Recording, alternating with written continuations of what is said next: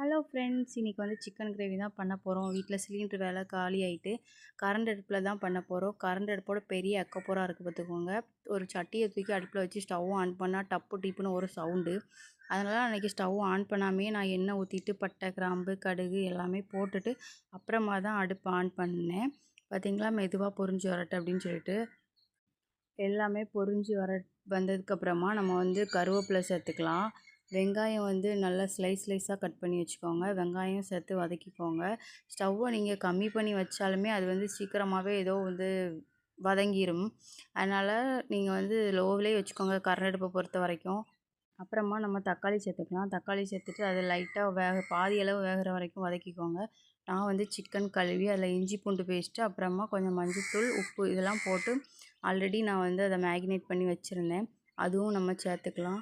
சேர்த்துட்டு தேவையான அளவு உப்பும் சேர்த்துக்கோங்க. சேர்த்துட்டு தண்ணி ஊற்றிக்கோங்க.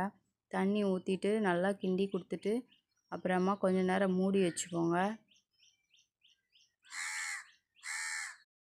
கரண்ட் அடுப்பு வந்து அந்தளவுக்கு ஒர்த்துன்னு கேட்டிங்கன்னா இல்லை. ஒரு அவசரத்துக்கு வேணால் வச்சுக்கலாம். அதுக்கு மட்டும்தான் அந்த கரண்ட் அடுப்பு யூஸ் ஆகும். இப்போ வந்து சிக்கன் மூடி போட்டு வேக வச்சிடலாம்.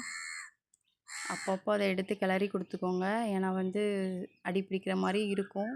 லைட்டாக கிண்டி கொடுத்துக்கோங்க.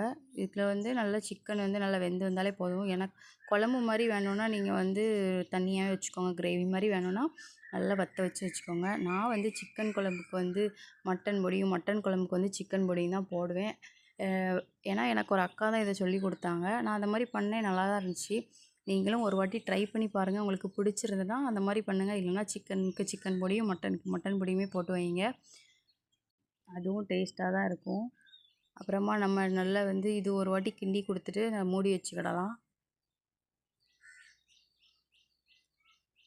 மட்டன் பொடியிலே பார்த்திங்கன்னா வந்து காரத்துக்கு எல்லாமே சேர்த்துருப்பாங்க. எனக்கு அந்த காரமே போதும். உங்களுக்கு எக்ஸ்ட்ரா காரம் தேவைன்னா வத்தல் பொடியும் சேர்த்துக்கோங்க. இப்போ வந்து லைட்டாக கொஞ்சம் வற்றி வந்துட்டு இன்னும் கொஞ்சம் கிண்டி கொடுத்துட்டு அப்புறமா நம்ம கொத்தமல்லி இலை போட்டு இறக்கினா போதும்.